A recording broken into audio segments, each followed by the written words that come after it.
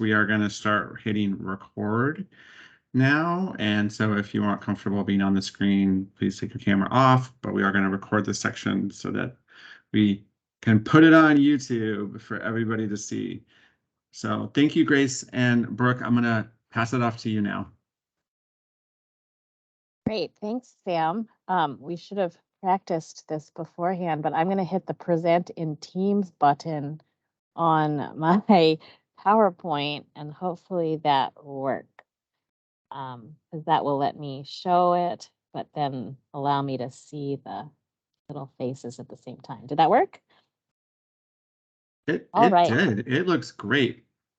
Perfect. Well, thanks everyone for coming to this outdoor gathering, and thanks to Sam and Rima for inviting Brooke and me to speak with you all today about Capital Leaf, a recognition program for healthy, green, sustainable schools that we have here in DC. Have any of you heard of this before? Thumbs up if you have. Anyone? Oh, okay. Couple people have. Good to know. So I wanted to start by just saying that the Capital Leaf program started because we have a number of district commitments that are related to green school efforts. So we have the Healthy Schools Act, which encourages school efforts related to greening its environmental portfolio through school buildings, school operations, and then also educational opportunities. We have the Chesapeake Bay Agreement, the Chesapeake Bay Watershed Agreement, which was signed by the governors and the mayor of the District of Columbia in the Chesapeake Bay region in 2014, which has a sustainable schools initiative within that as a benchmark for environmental literacy. And so we have this goal of increasing the number of schools in the watershed that are green and sustainable. We have the Next Generation Science Standards, which were adopted by DC in 2013. And in those standards, teachers are encouraged to use real-world concepts and the environment as a context for learning about scientific principles. And then we also have the Sustainable DC Plan, which the latest version was in 2011. And in that plan, there is a goal under the education goal to have more green schools and a recognition program for those schools. And so that's where Capital Leaf kind of came from. There were different schools that were doing a lot of different types of environmental initiatives, but the Department of Education has a Green Ribbon Schools program, but we didn't really have schools making that jump to documenting what they're doing to applying to be recognized by the U.S. Department of Education. So in 2020, just before the pandemic started, OSSE worked with a contractor to develop a pilot program for Capital Leaf.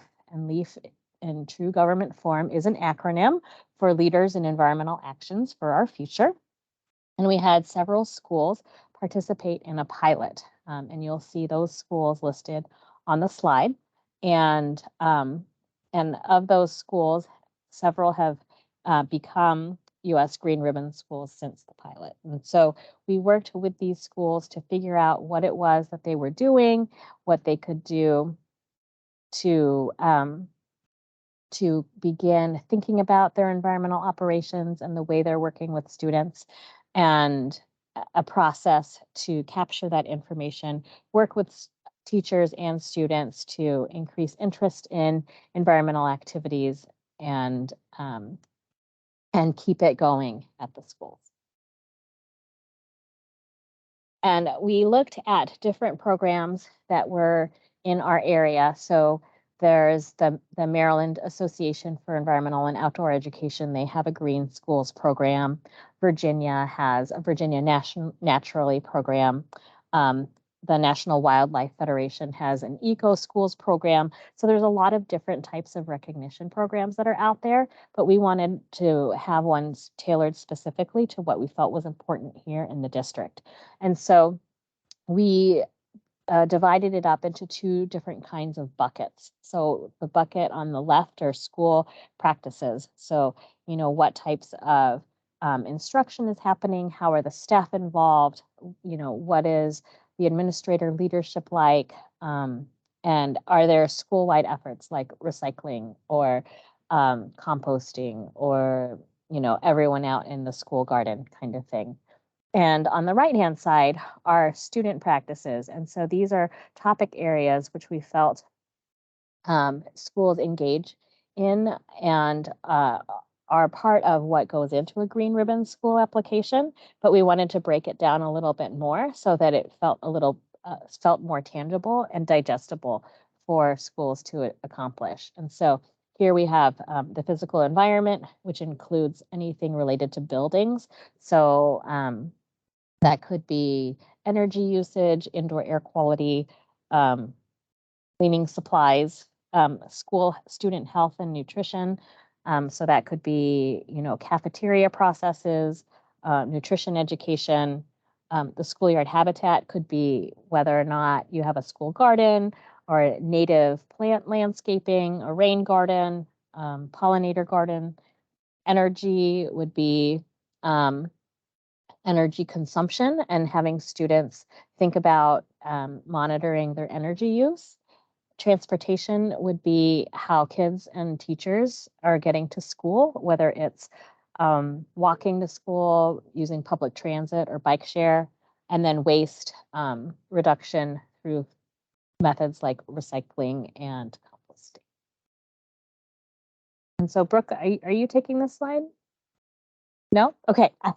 And so we have the application. It's on the OSSE website, and it goes through the different ways to score. And so there are point values assigned, weighting things in a certain way.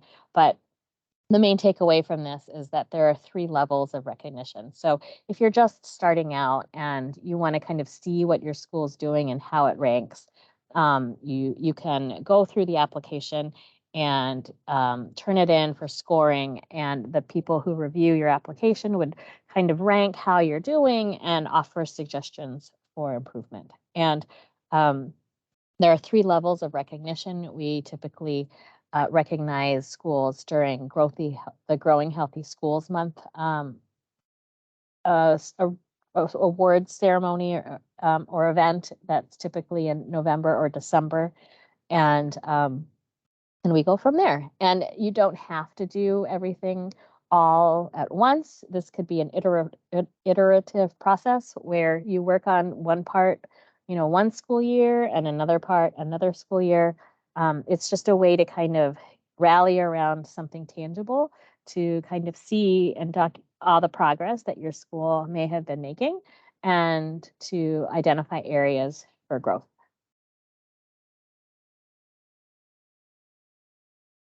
All right, I'll take it from here.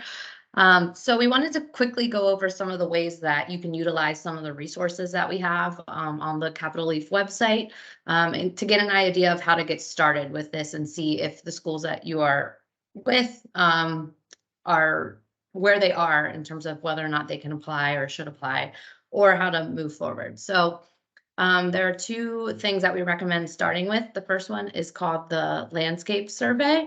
And this is to get an idea, the landscape of what's going on within your school. So not to be confused with the landscape outside, but the general conditions of what's going on at your school now. You can do this in a variety of ways, including sending out an email with some of the template questions, which we have on the website. And so a few of the questions would be something along the lines of, do you have a green team? If so, who's involved? What do they do? Does the principal support environmental or sustainability efforts? If so, how? Are there school-wide environmental efforts? Are parents and guardians involved in any relevant initiatives? Does your school have action days or events? And then you can elaborate within that landscape survey.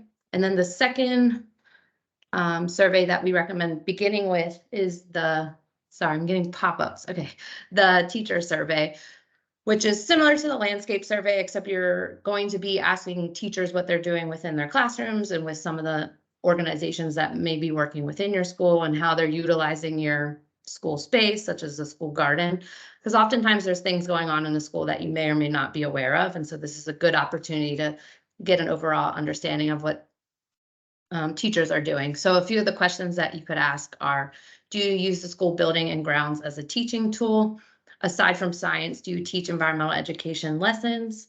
Do you teach any interdisciplinary units involving science, the environment, or anything relevant to green, healthy, sustainable schools?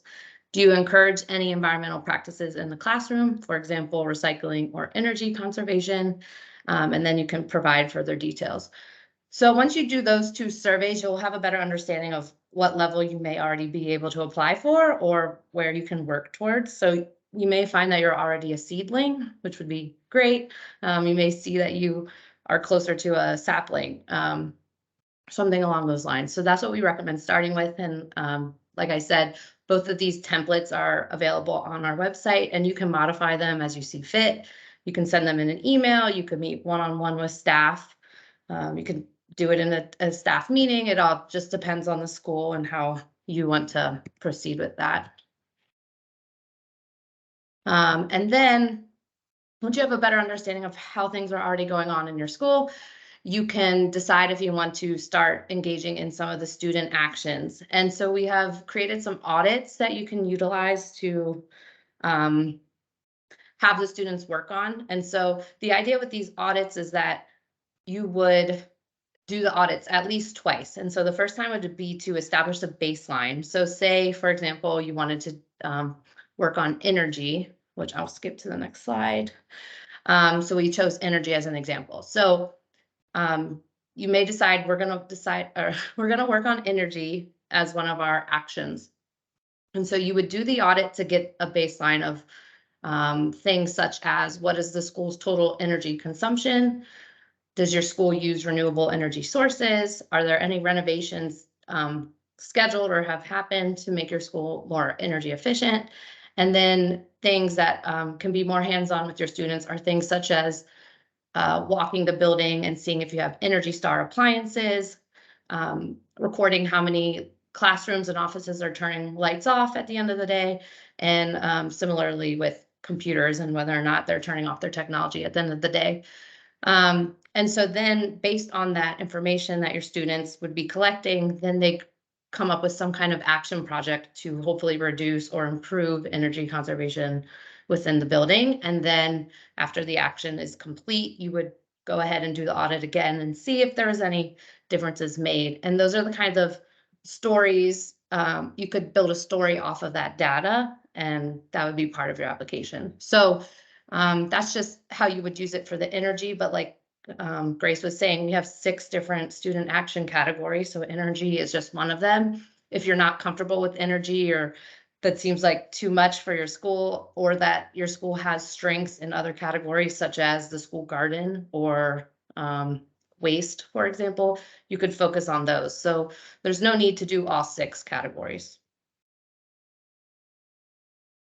Grace, do you want to take this one? Sure. And so just some things to consider. This program is still very new and very flexible as we try to figure out what is going to work best to support schools who want to be doing this type of work.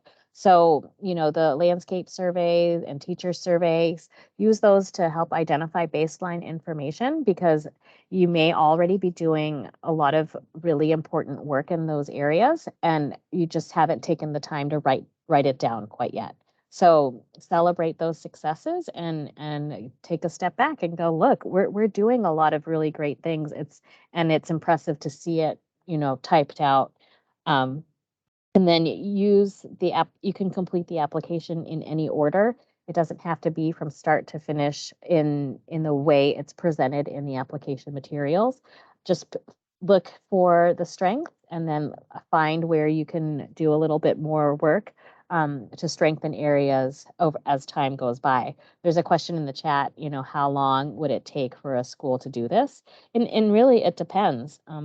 I feel like there are some schools in the district that have made great strides in this area over the last few years, and they would be great candidates for this type of recognition, but we haven't seen them write it down in any way. And so this process is a way to capture that information in a systemic way so that we can recognize schools when they're ready. And so the applications, they're always going to be due towards the end of October. Again, with the Growing Healthy Schools Month theme, so you can start it at any time. You can start now if you wish, but then just turn it in by the end of October. And one of the things that we've been doing is taking the applications that we receive and reviewing them, and there may be good candidates for Green Ribbon Schools out of that batch. And so if your school is also interested in applying for that, you can let us know that you want to pursue that as well, and we can help guide and shape that you to figure out the best way to tell that story as well. Because a lot of times this is just a way to celebrate the successes that you're doing and to identify holes where you can convince your maybe another teacher or parents or your school administrator, look, we're already doing a lot of really amazing things, but we just need a little bit more work in these couple areas. Do you think you can support us in doing that? And so that might be the leverage that you need. So with that, I think we're ready to take any questions. I'm going to stop sharing. And yeah. Okay, thank you, Grace and Yes. Brooke. I will share first 2 questions we received through the registration, and then please feel free in the meanwhile to either type in your questions or come off mute. This is the first question we received. Is LEAF open to charter schools? Yep, it's for any school in the district. Okay, thank you. The second question is, I will also share it in the chat. What are your suggestions for vegetable gardening and composting without worsening rodent issues in surrounding areas? And are there any natural solutions you recommended or implement for school gardens? I can jump in and answer this one because I talked to Brooke a little bit about this already. So first of all, this is a great question to post in our Sprouted Out forum. I hope that I see that there and all the responses to it because there are a lot of different sides to this. But I would say if you're a DCPS school, I think only second to acronyms. Government likes tickets. So I would say submit a ticket. And that's something that your custodial staff or any administrator can do. So you submit a ticket and that will ping the DGS rodent control team. And there's someone in particular there whose name is Ro Milam, and he's a supporter of school gardens and outdoor learning. He wants nothing more than in conversations with him for schools to be able to have these spaces for learning. So they'll consult with you on location and maybe some remediation strategies to make that compost bin more effective. And then also, and this also goes for public charter schools as well, just constructing compost bins that are more resistant to rodents. There are some plans out there. We have some resources on our school garden guide for constructing those types of bins. Thank you, Sam. Lexi, do you have a question? Thanks, I do. I'll lower my hand, I think. Hi, I'm Lexi Smith. I'm a parent from a DCPS elementary school.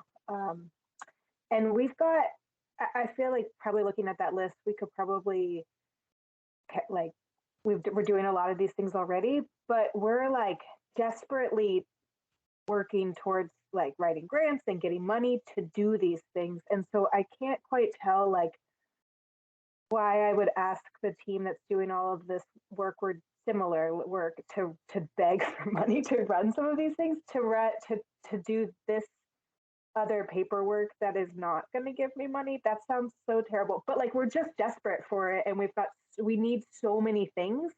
And I have a great small team of people that are willing to help me on this stuff.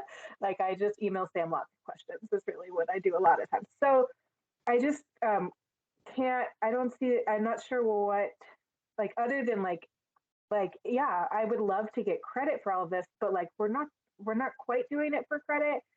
So, and I'm like begging places to give us money for it. So I don't know, maybe I'm missing something, but help us.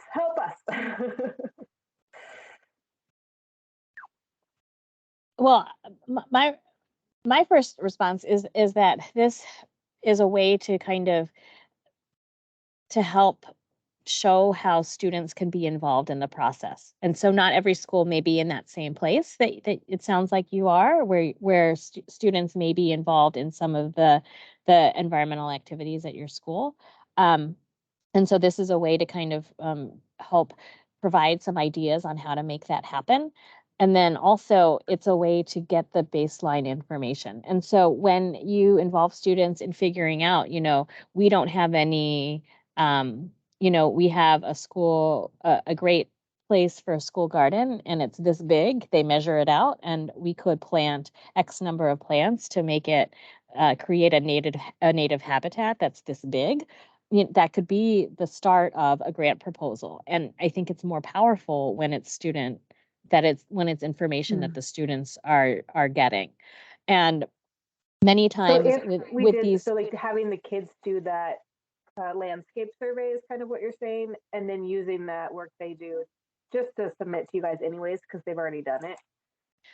in some ways, yes, because it creates that baseline. And so then you have the students that start the story, because again, a lot of this is storytelling. There's one class of students that started a story saying, we didn't have X happening at our school, and we discovered that by doing this audit.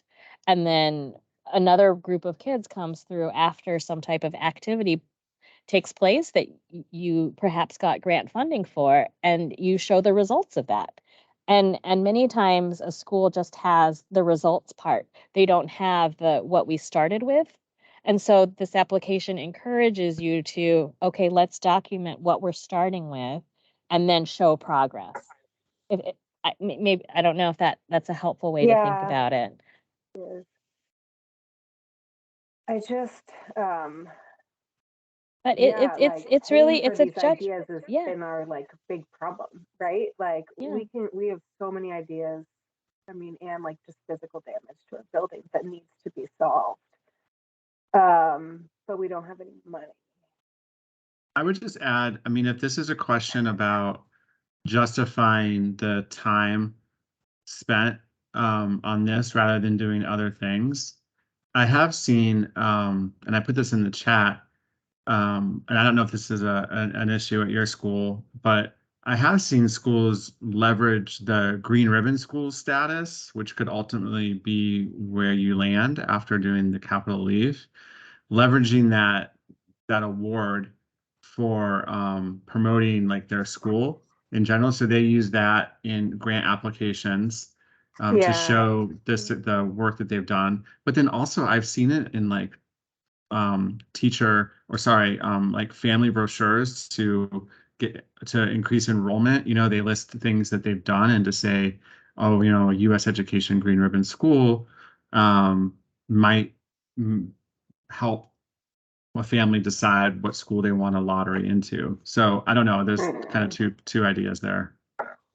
I'm tired of having to sell a school. Yeah, I hear you. I hate that about living in DC. Like, but if it's about justifying the work, yeah. But it is, well, that's, I guess, what my question is. Like, we're barely, I mean, and maybe I'll feel differently in like 2 years when we have gotten this big grant and we don't have this rainwater problem and our garden is bigger. Like, maybe it's just something to do later afterwards when we're all happy that we have our stuff. But I think like this is like so good to try to get schools to do it. And I feel like we're a school that is really trying. And also just like, just asking everyone for money. and it's just like, ah. So it just takes time and money, you know? Yeah, That's and I think it's just also a way to identify the things that you want to work on at your school instead of somebody externally saying, Yeah, we yeah. think this is important, this. Instead, right.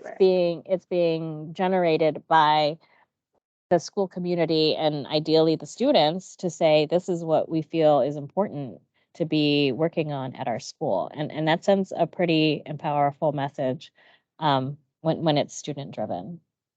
Yeah. Okay. Well, thank you guys. I mean, I love this group. This group is always very helpful to me. But I'm just like, I saw the thing with the green ribbon school, but it's just an award in name, right? Like it's just saying like you guys have done a really good job. And like honestly, I know the planet is dying is like a warm February. Like we need more people doing this. But I just wish there was funding to help people do these good things. I know this is like So there you guys know. is. So DCPS has access to EcoRise, which is a national sustainability curriculum. All the teachers have access to that. And many of the topics within that sustainability curriculum line up with these capital leaf area topic areas. And there is funding that students have to apply for as part of the Yeah. as part of that EcoRise program. So That's the again, big grant that's in March, right? no, There's like a River Smart this is totally separate. EcoRise is a Totally totally separate organization. They're based out of Texas, and these are small micro grants. These are like $500, $1,000, but it's what students are identifying as a project that they can do. And so this is how like school, within a school at Goding got their composting program. You know, the students wrote a small grant to have veteran compost do a pilot at their school. And that's not a ton of money. And they did some type of audit to show that this is what their school needed. And it's not a complicated application process. And so the teachers at your school have access to this, and they can work on it with their students. That's great. We actually have money from our grant that we got last year that we had put in for like a field trip to learn about composting to kind of create like a kid compost club. But the veterans compost guy kind of like when he wrote me back, he was like, I don't know that the kids would want to come out here. So maybe I should talk to you, Grace, and to the Godin people about what they did for the audit. Maybe that's a better way. Maybe like he comes to us and helps the kids with an audit rather than having to worry about like because he was like, it's stinky. I don't think the kids want to just walk around out here. But I also don't want schools to think that you need money to do these things. Like you can do small actions with your students that don't take a lot of money either. I think that there are resources and planning that we can think through to make these kinds of things happen as well. I don't want people to be fixated on the only way environmental projects can happen at my school is through a grant and through funding.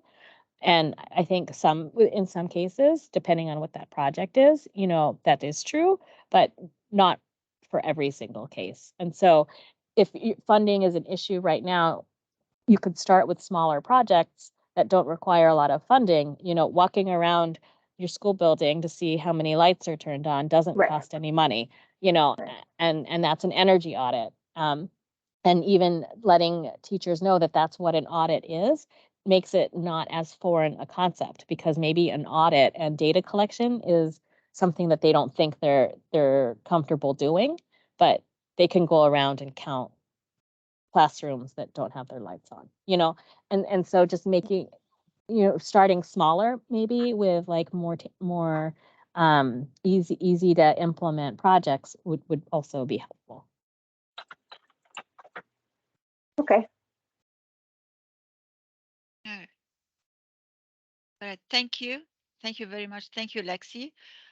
We have another question. Is there support for teachers, PD, professional development? Brooke, do you want to talk through what's on the website? You may want to take that one. Well, we have a lot of resources available on there, including different curriculums. Some specifically were designed by DCPS teachers.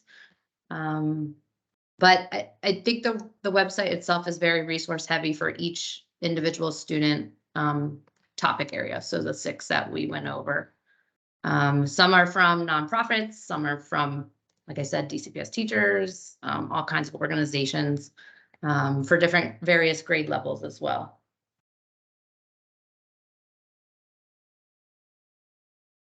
So while we don't have specific training necessarily right now, there are a whole suite of resources on the website that go through different lesson plans at the different grade levels for elementary, middle, and high school.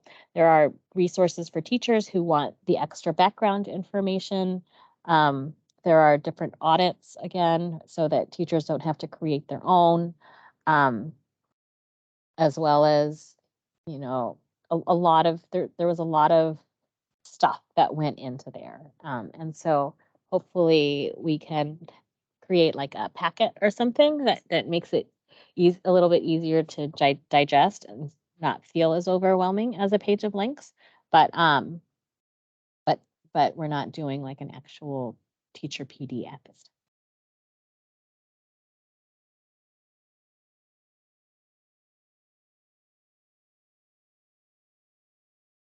Anyone has any other questions?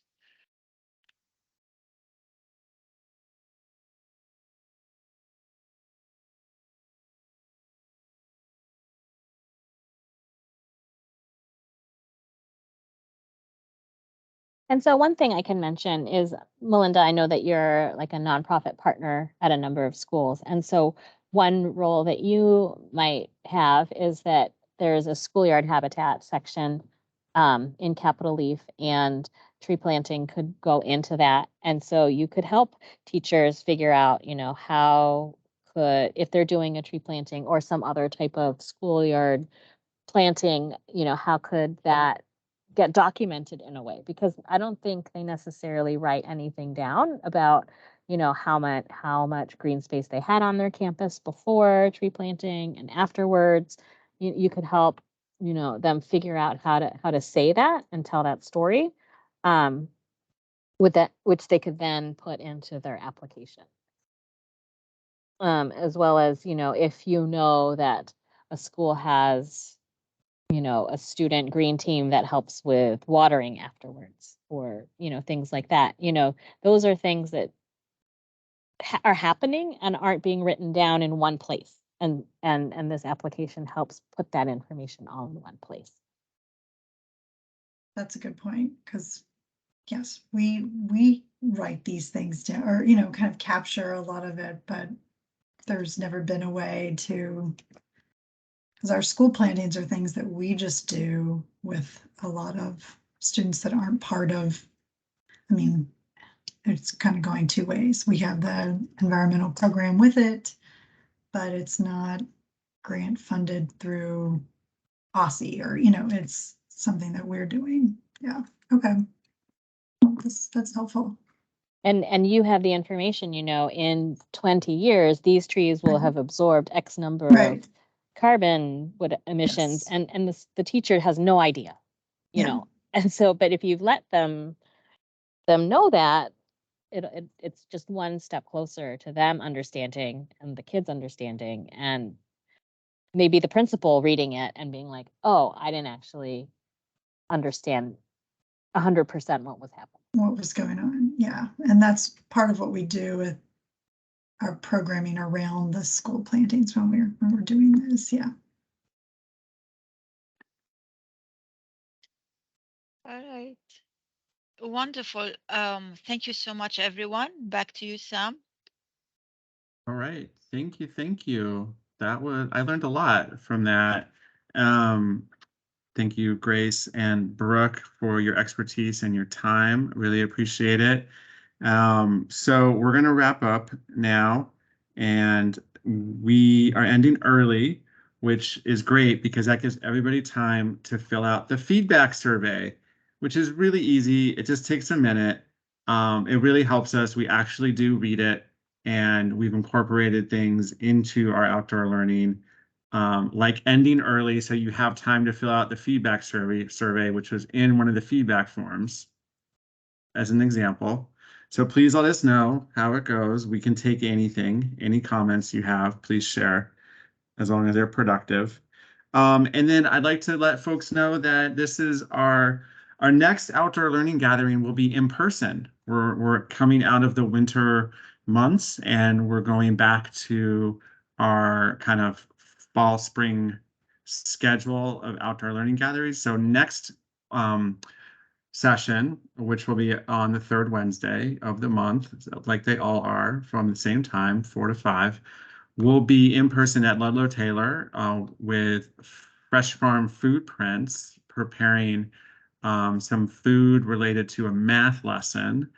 So if you like to be outside and you like to prepare food, and I'm assuming there'll probably be some eating too, please sign up and register and join us for that. We'd love to have you. There's also plenty of time to chit chat and talk to each other when we do the in-person ones, which isn't something that we can do really easily on the virtual sessions, but that is a big focus of these meetings, is to actually have some time to get to know one another. So I'm looking forward to that. And that's it. That's all from me. Thank you, everybody, for your time, and I hope everybody has a great rest of the day. Bye.